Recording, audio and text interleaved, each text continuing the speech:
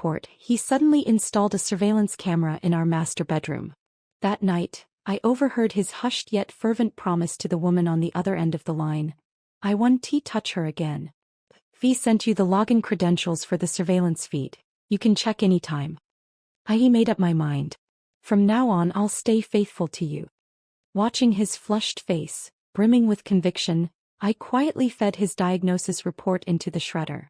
If he was so determined to remain faithful to another woman for love, well then, he might as well stay faithful forever. When I saw the letters S on my husband Liam Martin's diagnosis report, my knees nearly gave out. 3 months ago, Liam had fallen while mountain climbing and was hospitalized. Wanting peace of mind, I had asked the doctors to run a full examination. I never expected the results to turn out like this. There is currently no cure for ALS. Medication can slow its progression, but the outcome is irreversible. The doctor looked at me with a sympathetic gaze. Liam was barely in his early 30s, handsome, driven, and at the peak of his career. As a renowned divorce attorney, he was sharp, decisive, and ruthlessly logical, an elite among elites. His personal life was disciplined and orderly, filled with fitness routines, mountain hikes, and an almost obsessive attention to quality living. I couldn't even begin to imagine what would become of a man like him. Someone so powerful, so in control, when the disease finally robbed him of his ability to care for himself.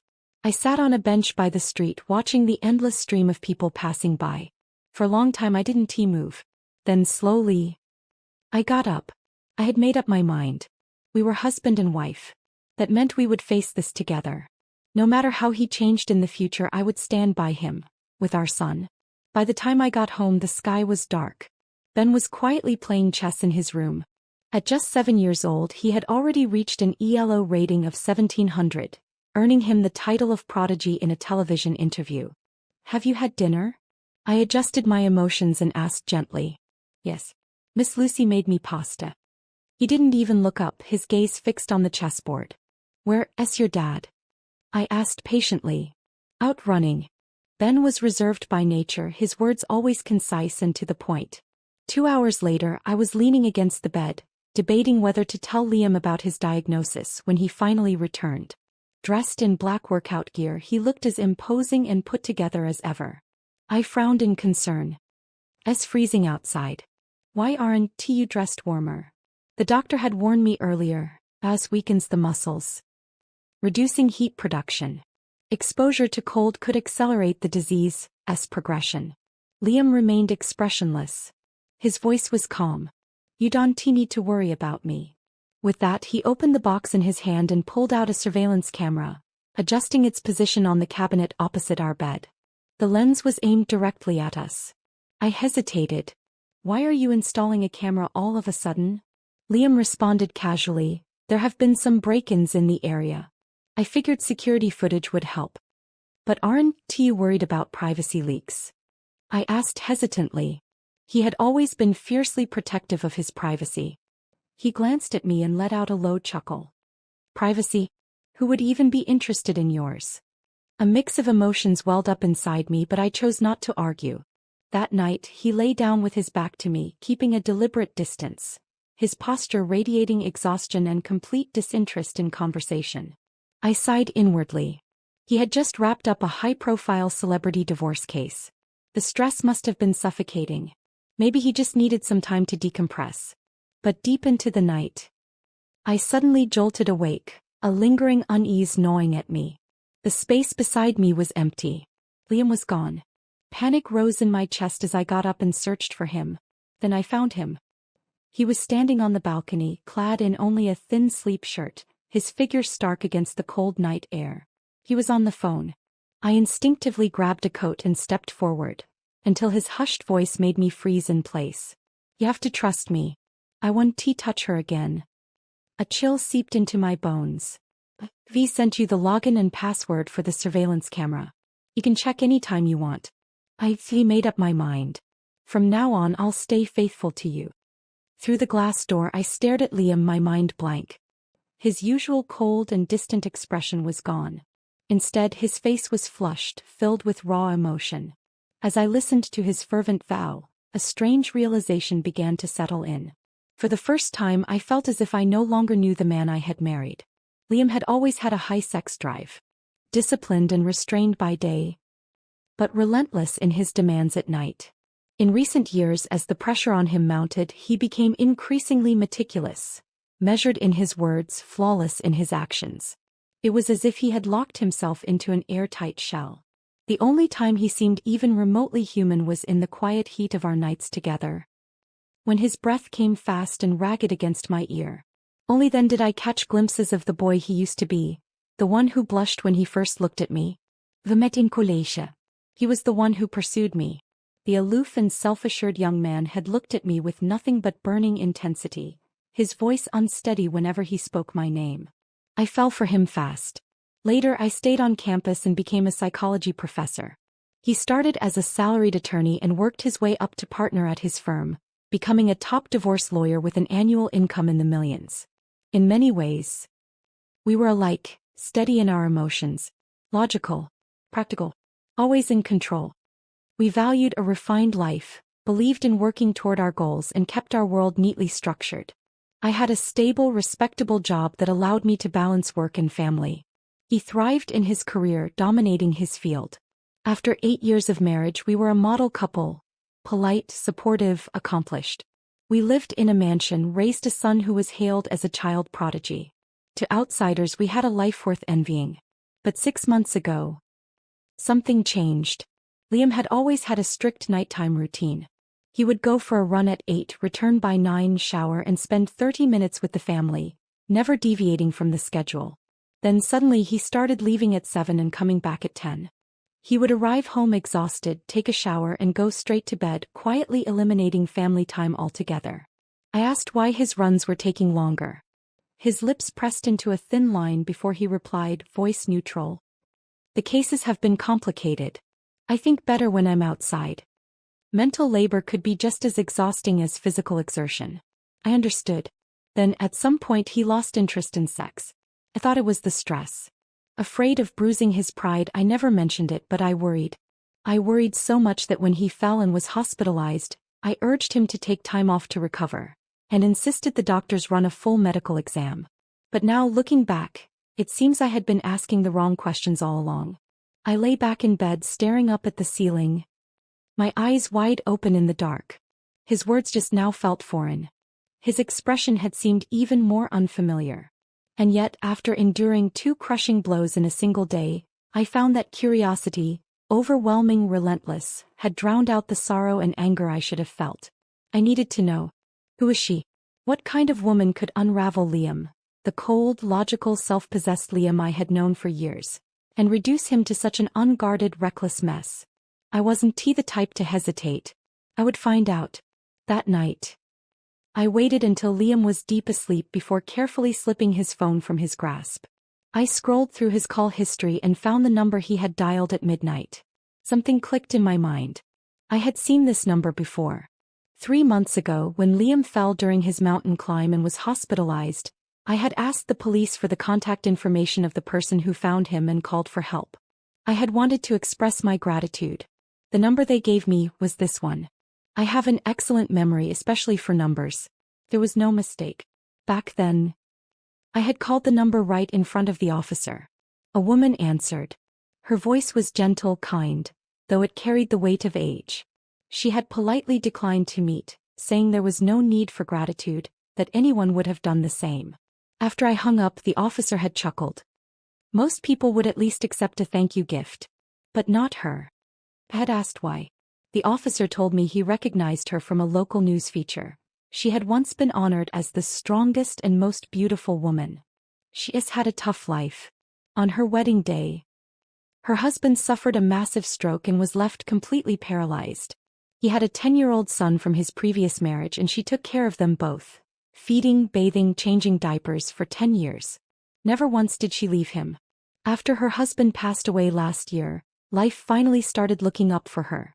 Now she runs a little hot dog stand near Central Park. A woman with morals like hers would never accept your money. I had nodded then, touched by the story. My husband was lucky to have met her, I had said. But now, sitting alone in the dead of night, staring at Liam's phone, I wasn't so sure. A strange feeling churned in my stomach. I opened his photo album. Liam had either been too confident or too trusting. He hadn't bothered to hide anything. My screen was instantly flooded with photos. Of her. The same woman. A small, cozy hot dog stand under a sky full of stars, bathed in the warm glow of a single lamp. A woman with soft, kind features, her smile bright and genuine. In some pictures she was handing out food, in others she was passing a cup of coffee to a customer. In every shot there was a sense of warmth, of quiet, simple happiness. Hundreds of photos. In them she went from wearing light summer dresses to thick winter coats. A timeline spanning half a year. 3 days later I went to the park and sat down in front of the stand labeled Margaret's Hot Dogs. I watched the woman from a distance. She was crouched near a flower bed, speaking softly to a stray kitten. 2 men stood in front of her stand chuckling. "Margaret, you care more about these strays than making money." She quickly straightened, her voice full of quiet apology. "I am so sorry. I just felt bad for them and got a little carried away. I didn't see you there." One of the men waved her off with a grin. "You're too kind. These animals see you as their safe haven. They know you always feed them. It's heartwarming, really." After they left I walked up. "Hi, I'd like a coffee and a hot dog, please." Margaret nodded with a warm smile and began preparing my order. I studied her closely. She looked to be in her mid-30s. Fine lines crept from the corners of her eyes, but they didn't make her seem old, just gentle. She had delicate features. A quiet elegance about her. Her hair was pulled into a loose ponytail, wisps escaping to frame her face. "Sweetheart, it is your first time here," she said as she handed me the cup. "This coffee is on me. If you like it, I hope you'll come back." I took my hot dog and sat on a nearby bench, slowly taking bites as my mind twisted around a single question. A woman like Margaret, with a story like hers, with a heart like hers, would she be the kind of person to come between a husband and wife? Would she? Margaret's figure shifted, and before I realized it, she had walked over and sat beside me. I froze for a brief moment. She smiled gently, her bright eyes meeting mine. "You must be Mr. Martin's wife." I set my spoon down and looked at her steadily. "So you know who I am?" Her lips curved slightly. "Yes. I saw your photo on Mr. Martin's phone before. The moment I saw you I recognized you." My brows furrowed as realization struck. Liam's old phone wallpaper used to be a picture of me and our son. He had changed it to a landscape photo, 6 months ago. Margaret lowered her gaze, falling silent for a few seconds before speaking in a calm, warm voice. "I know why you're here. You must think there's something between me and Mr. Martin." I said nothing. She lifted her eyes, her expression sincere and kind. "Sweetheart, there is nothing inappropriate between us. The only interaction we ever had is him stopping by after his runs to buy a cup of coffee." A slight crease formed between her brows as if something troubled her. Over time I noticed he often looked exhausted, withdrawn, like he was carrying the weight of the world on his shoulders. So I spoke to him a few times just to offer a little comfort. But I think he must have misunderstood my intentions. He started seeking me out more, saying things that didn't really make sense. I found it amusing, honestly. Not just because he has a family, but because, let's be realistic, someone like him, falling for someone like me, is ridiculous. I told him it was just a passing impulse, but he wouldn't listen. He only became more persistent, even calling me sometimes when I didn't want to talk. To be honest, I was thinking of reaching out to you myself. Mr. Martin is clearly overwhelmed with stress. Maybe as his wife, you can help him. I stared ahead, my emotions tangled in a way I couldn't quite define. After a long pause I finally spoke. "So you re-saying all of this was just Liam's one-sided obsession? That you've been rejecting him all along?" Margaret sighed quietly and gave a slow nod. I lifted my gaze, watching her carefully. "Then was installing a surveillance camera in my bedroom, giving you access to monitor my private life. Also just his impulsive decision, one you had no part in?" Margaret stiffened for a fraction of a second before quickly responding. "I already scolded him for that. It was completely out of line." I pressed on, my voice turning colder. "And what about the hiking trip? The time he fell because he was carrying you? You told him your foot hurt and he offered to help. Was that also against your will? Her pupils widened. She shot to her feet. Hiking? I don't know what you talking about. Kept my gaze steady. Strange. I even called to thank you back then. Did you forget so soon? Just then a customer called out. 1 hot dog and a coffee, please. Margaret pursed her lips, hurried back to the stand and started preparing the order. Her hands, however, moved stiffly, unnaturally. Then a loud crash. The hot dog tray flipped, sending food scattering across the ground. A cup of steaming coffee spilled everywhere. Some of it landed on Margaret. She gasped in pain, her eyes instantly welling up. The customer and I both stepped forward, checking on her. Looking at the mess before me, I let out a slow breath. I bought an ice pack to help her with the burn, then turned to leave. But just as I took a step, I am sorry. I stopped. Turning back, I saw Margaret standing there, eyes red, her voice trembling with quiet sobs. I am sorry, she repeated, her hands clutching the counter. I did keep the truth from you. That day I was upset about my stepson getting into a fight. Liam happened to be there and said a hike might help clear my mind, so I agreed. Then he fell. I panicked, called for an ambulance, but I didn't dare meet you. I was afraid you'd misunderstand our relationship. Her eyes were rimmed with red, tears slipping down her cheeks one after another. On her hand, the skin was reddened from the coffee burn, making her look even more pitiful. Laura, what the hell are you doing? A furious voice cut through the air behind me. I turned. Liam. He was running toward us, his face stormy with rage. For a moment I just stared. It had been a long time since I'd seen such intense emotion on his face. He was wearing a navy blue suit, the one he only wore for critical negotiations, which meant he had left an important work engagement just to come here. And yet, when I had been in a car accident and called him, he had insisted on finishing his meeting before coming to the hospital. Liam swept his gaze over the mess, then to Margaret, who was still sniffling softly. His lips pressed into a tight line as he took slow, deliberate steps toward her. He stood before her, looking down at her small, fragile form. Then, without hesitation, he pulled her into his arms. Are you okay? His voice was low, urgent. Did she hurt you? Margaret buried her face against his chest and broke into loud, heart-wrenching sobs. Liam shut his eyes briefly as if pained. Then, in the gentlest voice I'd heard from him in years, he murmured, Don't cry, Margaret. Please don't cry. Remember what you always say, that if you just keep going, everything will get better.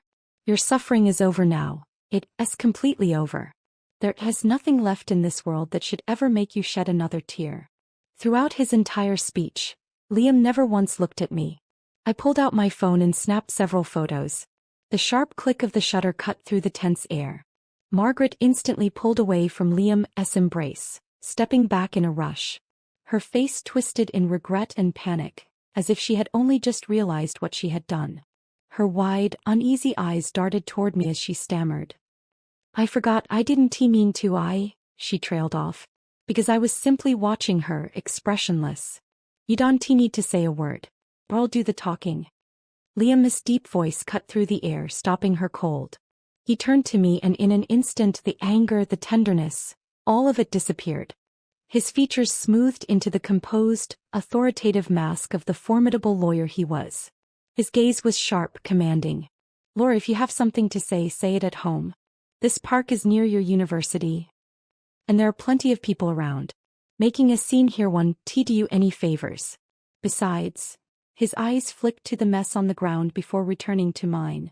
Do you really find it amusing to bully a woman who has no one? I stared at him coldly, my voice eerily calm. Oh, so you do realize there are plenty of people watching. Then tell me, as my husband, how thrilling do you find it to be holding another woman, a widow, like that in public? Liam's expression tightened, the fire in his eyes flickering with something close to shock. He had never seen me like this before. I had always been composed, graceful, rational, so measured in my words and actions that he had come to believe there was no storm I couldn't weather with quiet dignity. But even I had never seen this side of myself before. I turned away from him and looked at Margaret, who had been quietly gathering the fallen items from the ground. Margaret, do you love my husband? She flinched, her hands trembling. She didn't answer. After a few long seconds she slowly lifted her chin, her voice ringing out louder than before. Enough. Just stop arguing. It wasn't her, it was me. I spilled the coffee on myself, okay? Can we just leave it at that? Her eyes, red with unshed tears, flickered toward Liam with a look of quiet grievance. Mr. Martin, please take your wife and leave. Don't interfere with my business. And from now on I don't want your business either. Please don't come back. People were beginning to gather. Customers. Bystanders. What is going on? Why is everything such a mess? Margaret, is someone bothering you? Who is it? If someone is messing with Margaret, they've got a problem with all of us. Hostile stares turned in my direction. Liam's expression darkened as he grabbed my wrist, dragging me toward the parking lot. I tried to shake him off, but his grip was firm, unrelenting. I had no choice but to follow his pace. As we walked, a group of students passed by, a few of them carrying basketballs. One of them recognized me and waved with a bright, cheerful smile. Mrs. Martin, hello. I smiled back, nodding politely. Hello. I yanked my hand free as soon as we reached the parking lot and strode toward my car without a word. The trees blurred past my windows as I drove down the highway. And finally, the tears I had been holding back spilled over. I gave myself 30 minutes. 30 minutes to be angry, to grieve, to accept, to compose myself. Then I turned the wheel and headed for the bank. Liam and I had a joint family account.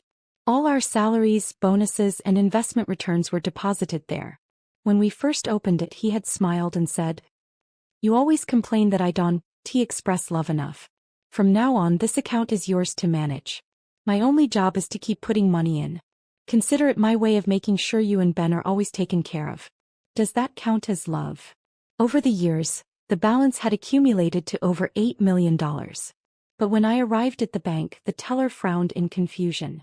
"This account has been frozen due to a loan default. You weren't aware." A chill spread through my limbs. "When did this happen?" I asked slowly. 2 months ago. 2 months ago. Liam had just been discharged from the hospital. I had been bedridden with a high fever for a full week after exhausting myself taking care of him. So while I had been delirious with fever, he had been busy making his first move, securing his advantage for the impending divorce. I let out a sharp laugh, the irony almost absurd.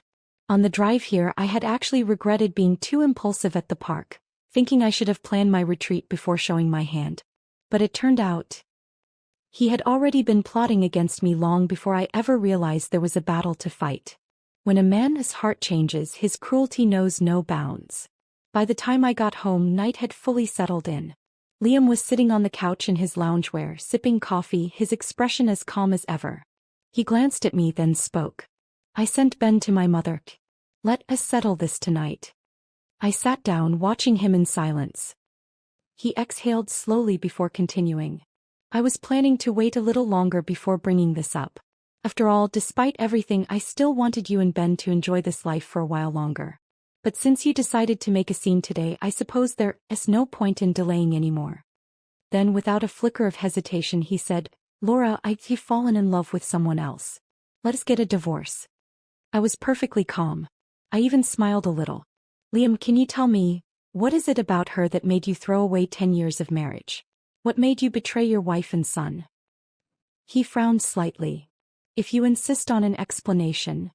After a brief pause, his voice softened into something almost wistful, almost reverent. "For years my job has forced me to witness the ugliest sides of marriage. I lost all faith in love, in relationships. But when I met her, I realized there are still people in this world who love purely, who give everything simply because they believe in it. She spent the best years of her life caring for a man who was never even truly hers. She gave up her youth, her dreams, out of nothing but love and duty.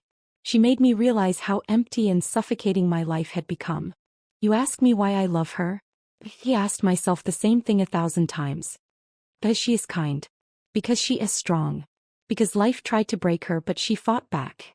Because on every cold night she handed me a cup of coffee. His voice trembled slightly, his expression raw with emotion, so much so that he seemed moved by his own words. The room fell silent. Then after a long moment, I let out a quiet, mirthless laugh. So this is your justification for betrayal. His jaw tightened and his warmth vanished in an instant. His tone turned cold. Laura, you're a self-serving perfectionist. You could never understand a love like this. I nodded. Fine. Then let's make it simple.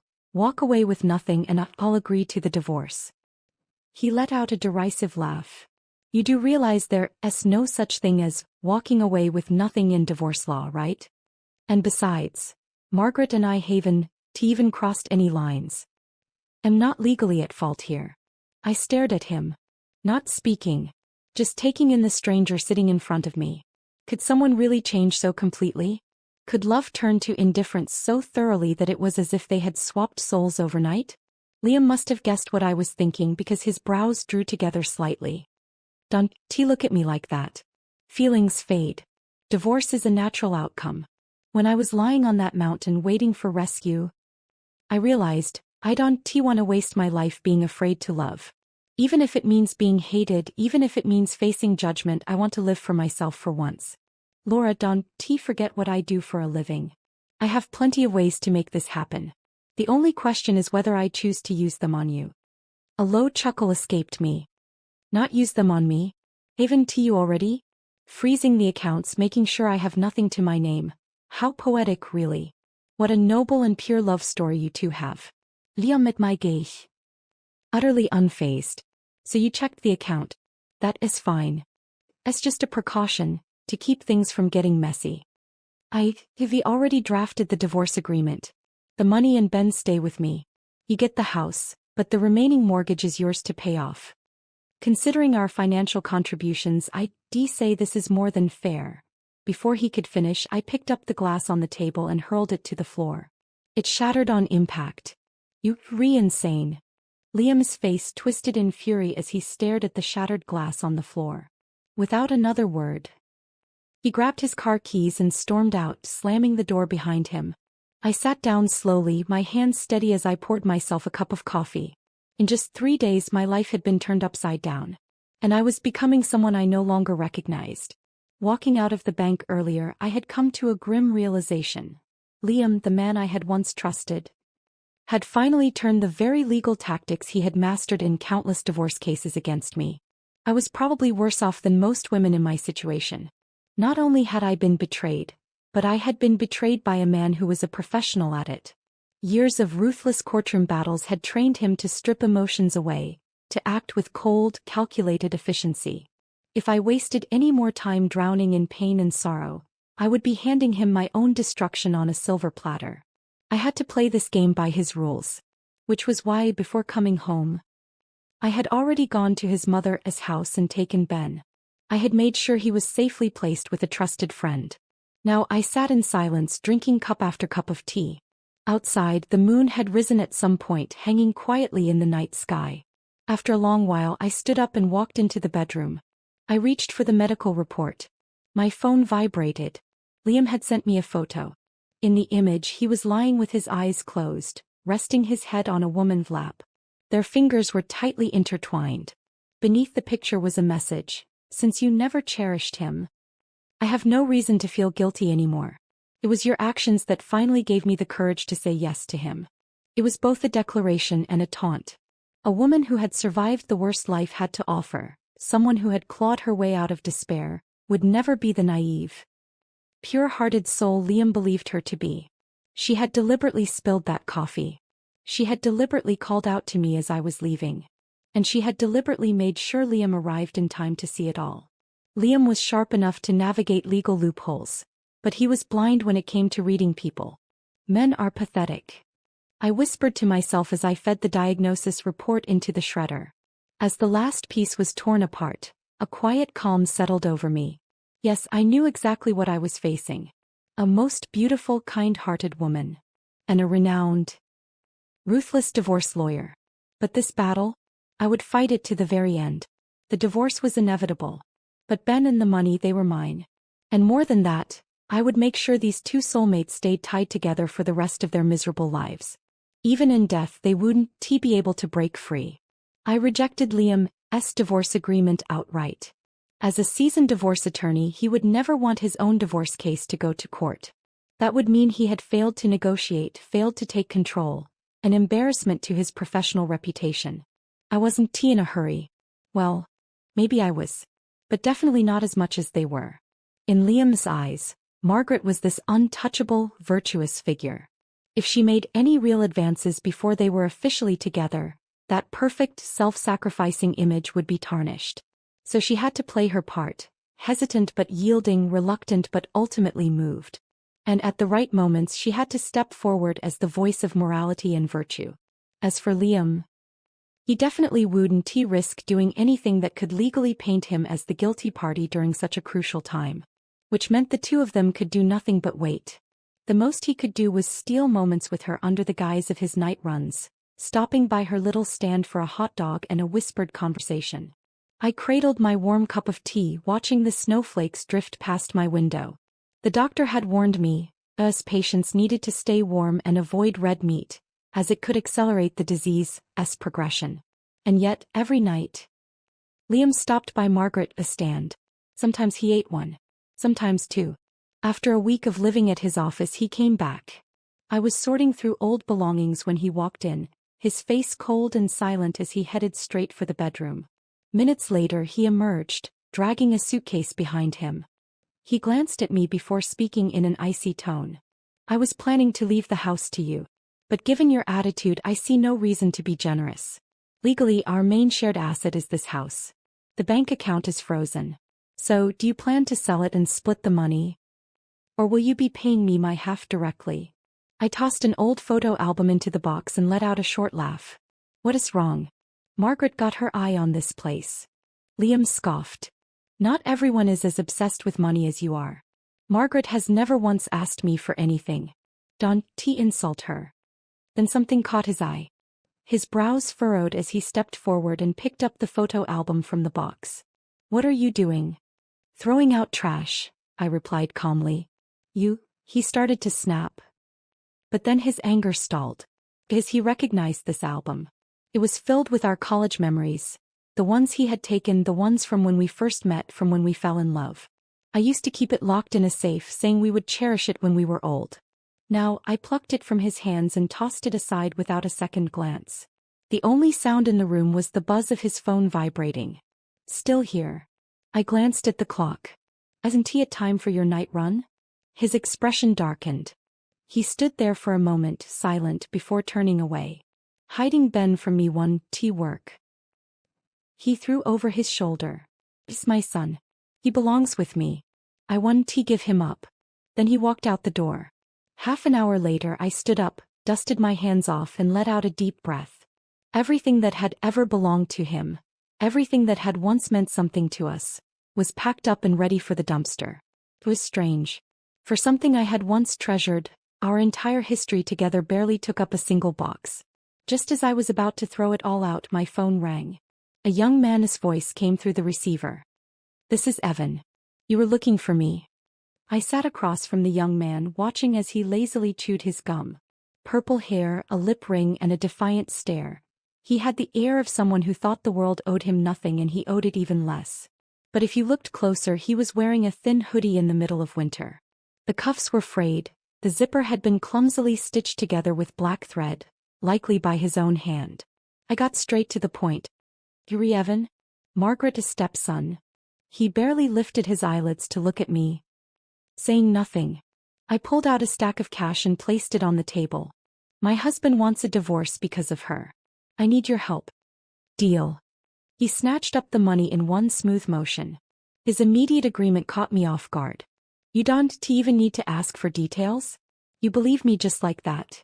Why wouldn't I? He muttered, still chewing his gum, completely indifferent. I mean, she raised you. Oh, please. Evan spat out his gum, his expression twisting with mockery. Raised me. More like she relished playing the role of the selfless saint in front of everyone else. I studied him carefully and pulled out another stack of bills. Without hesitation he swept that up too, then continued. I started learning piano at 4. My dad saved up every cent he could for my lessons. One day she donated all of it to the Red Cross. When the reporters came she told them, other kids can't even afford food. I should help the ones who truly need it. You know how my dad died? Bed sores. infections. She took care of him. But only enough to look like she was taking care of him. So yeah, I am not surprised your husband got sucked in. She always manages to hook a few suckers. But someone as rich as your husband? That's a first. As he stood to leave, he clutched the money tightly in his fist and asked, "So all I have to do is make her push your husband to divorce you? That is it." I nodded. That is it. Done. Divorce alone wasn't enough. It had to happen on my terms. So I planned for both angles. The next day, as snowflakes drifted gently through the air, I returned to Margaret's hot dogs. Margaret was on her knees in the snow, tying the shoelaces of an elderly man with a cane. Passers-by cooed with admiration. Any man lucky enough to marry you must have done something right in his past lives.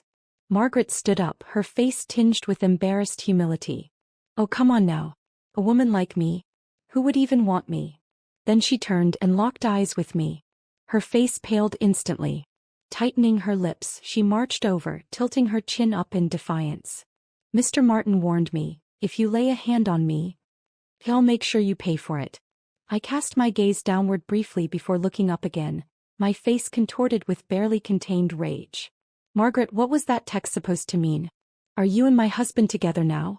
Do you think I want to ruin you if you try to take what is mine? Margaret studied me for a long moment. Then she smiled. A slow, knowing smile as if she had been expecting this. Shaking her head, she sighed softly. You know, I always thought you were so elegant, so untouchable. But now that I see you up close, you no different from every other bitter, desperate wife throwing a tantrum. She gazed at me with warmth, with pity. We see the world through the lens of our own hearts. Yes, I accepted him. Because when a man places his heart so tenderly in your hands, what woman wouldn't be moved? Mr. Martin is an exceptional man. He carries immense pressure, yet he gets no warmth at home. You never appreciated him. But don't mistake me for someone like you. I may have accepted his feelings, but I would never cross that line while he still has a wife. I am who I am. If he comes, I'm here. If he doesn't, I'm still here. That's all there is to it. I scoffed, my voice sharp and biting. Oh please. Drop the act. You're after his money and we both know it. Otherwise, why would he be fighting me for assets in this divorce? She gave me an amused smile, shaking her head as if I were a foolish child. Everyone knows money is the one thing I care about least. If I wanted wealth, I could be married into it a dozen times over these past 13 years. The only thing that moves me, she placed a hand over her chest, is sincerity. My laughter was cold, dripping with mockery. Oh really? Then why hasn't he divorced me yet? If he truly loved you, he wouldn't be hesitating. The only explanation is, money matters more to him than you do. Her serene, saintly expression faltered ever so slightly. I pressed forward. If he truly loves you, let him leave with nothing. If he is willing to walk away penniless, then I'll believe he is sincere. Margaret's jaw tightened, her lips pressing together as she took in my words. A long, tense silence. Then she looked me dead in the eye and said, "And if he does?" I spread my arms, raising my voice dramatically for the watching crowd. "Then I'll personally attend your wedding and bring you a gift. I'll make sure everyone knows." I leaned in, my voice lowering to a taunting whisper. Even his ex-wife was moved by your great love story. A flicker of something sharp, something calculating, sparked in her eyes. And I knew I had her. The city had been buried under heavy snowfall for days, bringing traffic to a standstill. Margaret's hot dog stand had temporarily shut down. But two people caught up in the throes of passion wouldn't let a little inconvenience stop them. Every night after work, Liam braved the bitter cold and trudged through the snow for half an hour just to see Margaret. And somehow the effort, the difficulty, the struggle, only made their meetings feel more precious, more intense. Liam sat at her dining table while Margaret busied herself, tending only to him. They would share stolen glances, lingering smiles, the very picture of warmth, intimacy. Home. I saw it all. Through the camera. A few days ago, Evan had sent me a photo of a corner in Margaret's home. I asked him what it was. "I installed a camera," he replied impatiently. "It's my dad's house, I can do whatever I want." I thought for a moment, then agreed. Liam was always calculating, always 2 steps ahead. Except with Margaret. With her, all his logic, all his strategy went up in flames. If I wanted to control the pace of this game, I needed to understand him. And what better way to do that than to use his own tactics against him? One evening, just as Liam and Margaret sat across from each other, fingers intertwined, eyes locked in unspoken yearning, Evan burst through the door. His brows furrowed. "So you re my mama's lover." Both of them turned pale. Margaret rushed to explain, her voice soft and pleading.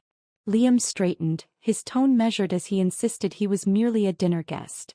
Evan let out a dry, mocking laugh. "Wow. You willing to trek through this weather just for a meal? And here I thought the neighbors were making stuff up." Then narrowing his eyes, he studied Liam. "Who are you, anyway?" Liam's face darkened. "I am just a friend of your mother's." "Are you married?" Liam stiffened. His face went from dark to pale. "I'm getting divorced soon, so, damn." Evan yelled. "So you are cheating on your wife with my mom? Get the hell out. What kind of scumbag seduces a widow?" He lunged forward as if ready to throw a punch. Margaret shrieked, grabbing his arm in a panic. The front door was wide open. Neighbors had gathered, watching the spectacle unfold. "Margaret, don't let yourself be fooled," someone called out. "Nowadays con men know how to act. Remember that guy a few years ago? The one you thought was just a generous donor? His wife showed up and exposed him for the liar he was."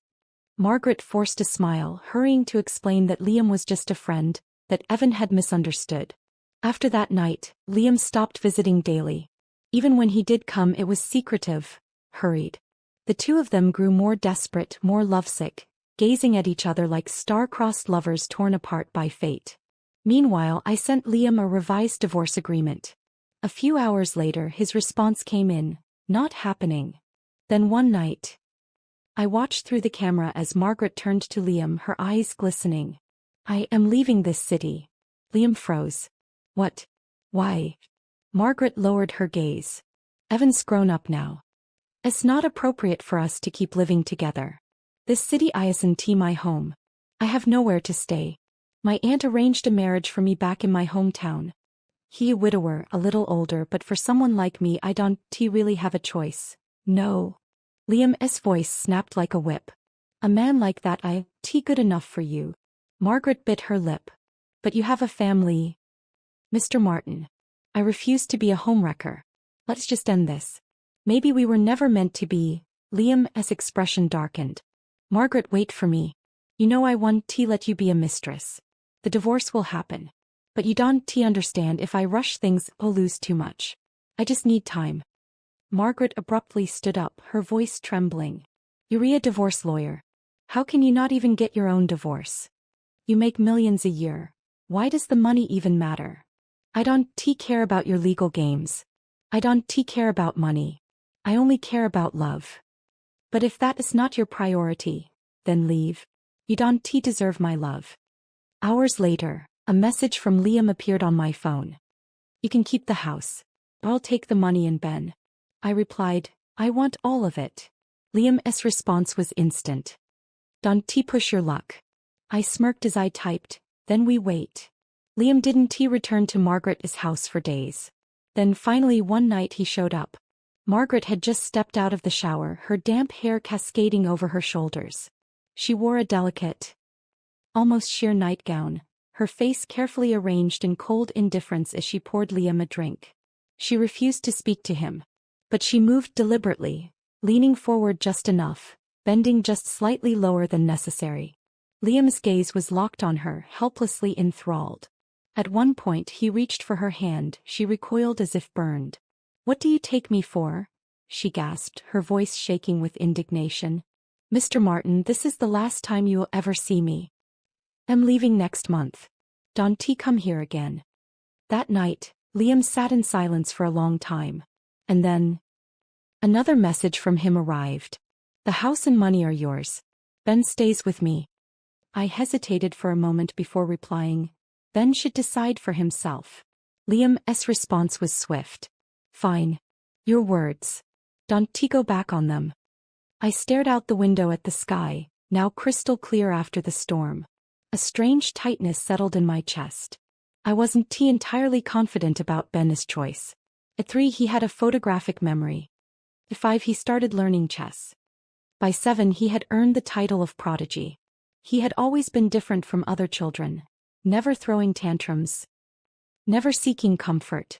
Though I cared for his daily needs, he was never particularly attached to me. As a psychology professor, I had looked up cases similar to his. Children with highly developed cognitive functions often lagged behind in emotional needs and expression. To Ben, relationships seemed transactional. Me, Liam, even Lucy, the housekeeper who had cared for him since infancy, were all just constants in his world, neither particularly important nor particularly irrelevant. Even after I placed him with a trusted friend each time I visited, he barely acknowledged me. His entire focus on the chessboard. The day of his competition, I dropped him off and left for a brief meeting at my university. By the time I returned, Ben had won in record time and was being interviewed. Liam and his mother were there too. His mother was beaming, holding Ben's hand like he was the greatest treasure in the world. Liam, meanwhile, spoke confidently to the cameras. His legal career had skyrocketed years ago thanks to a high-profile celebrity divorce case. The client had recognized him not just for his skills, but because he was the prodigy his father. That connection had built his reputation, drawing in wealthy clients who wanted the same level of precision and calculation in their own cases. Ben wasn't just his son. He was an asset. The interview wrapped up, and Liam leaned toward his mother, giving her a quiet instruction before walking toward me. Laura, I've already given you the house and the money.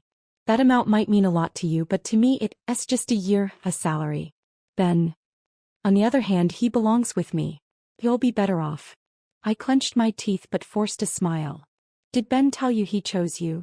Liam let out a sharp scoff and shifted slightly, revealing the sight of Ben leading his grandmother to the car. Then he sneered. Do you really need him to say it out loud? My body went rigid. My nails dug into my palm. Then the car door swung open. Ben stepped out, his backpack slung over one shoulder. With measured steps, he walked toward me, looking up with his steady, unwavering gaze. Mom. I just went to Dad's car to grab my backpack. You were late. I waited for you a long time. I swallowed hard, forcing my voice to stay steady. I am sorry, sweetheart. I didn't expect you to win so quickly. Behind me, Liam's expression twisted in fury. His voice dropped to a sharp whisper. Then get back in the car. I have arranged for the best professional chess trainers for you. Ben didn't even glance at him. But you re-divorcing Mom, right? That means I can go with you and Grandma. Then without hesitation he reached for my trembling hand. Let us go. I need to rest for tomorrow's match. I tilted my head back slightly, blinking away the sting behind my eyes. All right, baby. Liam stood frozen in place, his face a storm of disbelief. In the car, I fought to keep my voice light as I asked, Ben, do you really understand what it means for your parents to get divorced? From the back seat, he answered in his soft but steady voice. Yes. I hesitated. And, does it make you sad? My teacher says you should never mourn the empty spaces lost on a chessboard. My vision blurred instantly. I had always assumed he didn't understand love. That he didn't feel things like other children did. I had been wrong. His silence had never meant indifference. He simply saved his energy for the moves that mattered. He was always watching, calculating, choosing when to act. And when the board shifted, he knew where he belonged. My son Ben. A natural-born master. When Margaret, clad once again in a sheer nightgown, flung herself into Liam's arms, her eyes brimming with tears, he finally lost control. His restraint, months of it, snapped. He tore the flimsy fabric apart, his grip almost violent as he carried her, pliant and trembling, into the bedroom. I closed the surveillance feed. Evan, however, wasn't done. Your husband has been in that room for a full day and night. Want me to bust in and catch them in the act? No need. Seriously, this is your chance to humiliate them.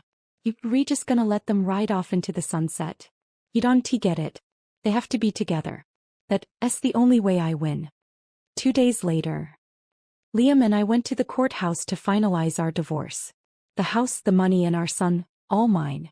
He walked away with nothing. And yet he looked radiant. Of course he did.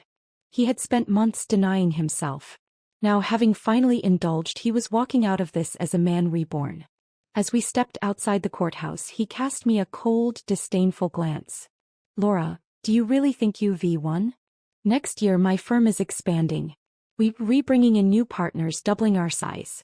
My earnings will skyrocket, meaning the money you fought so hard to take from me? Not even worth a year of my income. And Ben?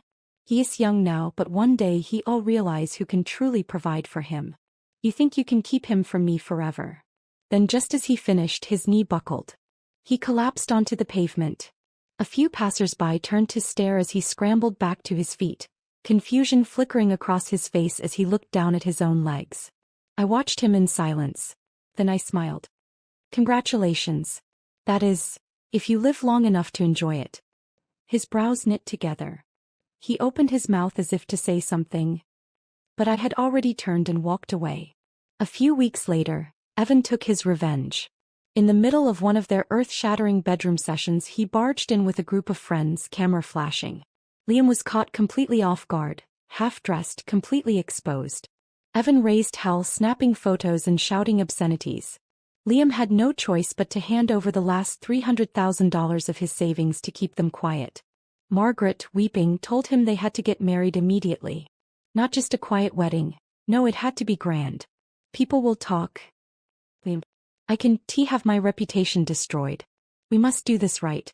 With no other option, Liam put up his firm's equity as collateral and took out a loan. Part of the money went toward buying Margaret a small house. The rest? A lavish wedding. The wedding of the year. The day before the ceremony, Margaret sent me a message. Laura, does our bet still stand? The smugness practically oozed from her words. I replied, of course. The morning of the wedding, the local papers ran a headline. Renowned divorce lawyer walks away with nothing. All for love. It sparked endless discussions. I overheard the conversations myself. That the woman who was once the most beautiful, strongest woman? She finally overcame her struggles and found true love. Exactly. And they did things the right way. He left his marriage first before pursuing her. There's nothing to criticize. Still, the ex-wife must feel a bit bitter, right? Bitter? Are you kidding? If I were her, I'd be thrilled. She got the house, the money. And she got rid of a man who didn't love her anymore. Sounds like a win to me. Honestly, if a divorce attorney willingly gave up everything for love, what else could it be? And so, when Margaret, standing under the golden glow of the chandeliers, wiped away her tears and spoke those fateful words, if you just hold on, everything will get better. Thunderous applause erupted. Every guest, every spectator. Everyone rejoiced in their pure and noble love story. Including me. 6 months later. I was driving Ben to a chess tournament when we got stuck in traffic near the hospital. That is when I saw them. Liam and Margaret sat on the edge of a flower bed by the road, clutching medical report envelopes in their hands, their faces blank with shock. Suddenly, Margaret shot to her feet, shrieking, "The results are the same. No mistake. Why is my life so miserable?" Then wailing, she turned and ran. Liam didn't move.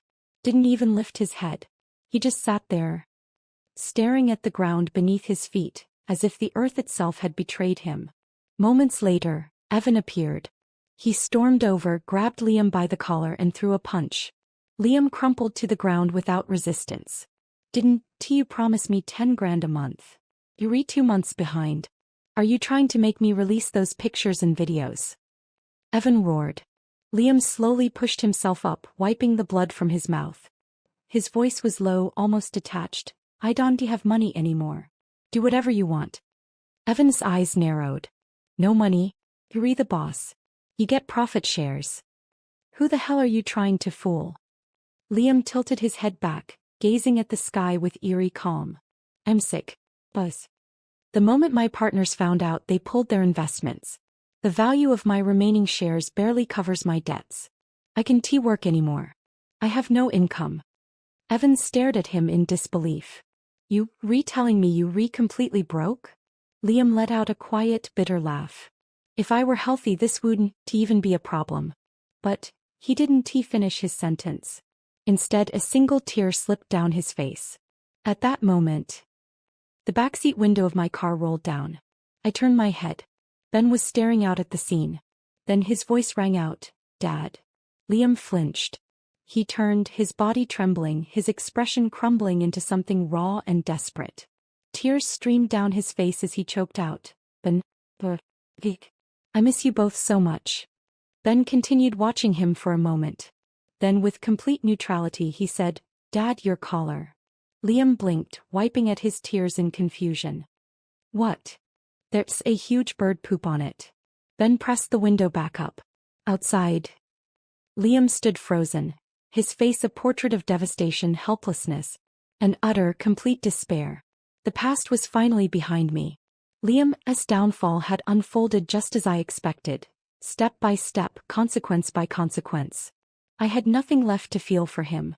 No anger, no pity. Just the quiet understanding that life had merely given him back what he had sown. As for Margaret, well, she had gotten what she wanted. And lost it just as quickly. I never sought out what happened to them after that. Some people are meant to fade into the background of your life. No longer worthy of a second thought. What mattered now was me. And Ben. Months passed.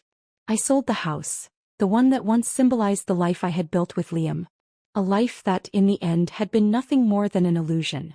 I used the money to move to a new city, one by the coast, where the air smelled of salt and freedom. Ben adapted effortlessly. He was after all a strategist. Change never fazed him. It simply meant recalculating the next move. He thrived in his competitions, steadily climbing the ranks, his talent undeniable. But more importantly, for the first time, I saw joy in him. Not just in his wins but in small everyday moments. Chasing waves at the beach, eating ice cream too fast and getting brain freeze, laughing at a stray cat that stubbornly followed us home. Me. I rediscovered myself. I went back to teaching, this time at a smaller university where students weren't just chasing grades but truly curious about the world. I found fulfillment in my work, in conversations that didn't revolve around survival but about growth, ambition, and dreams. One evening as we walked along the boardwalk, Ben looked up at me and said, Mom, I think you're happier now. I smiled, feeling the truth of his words settle in my heart. I am, sweetheart. Because for the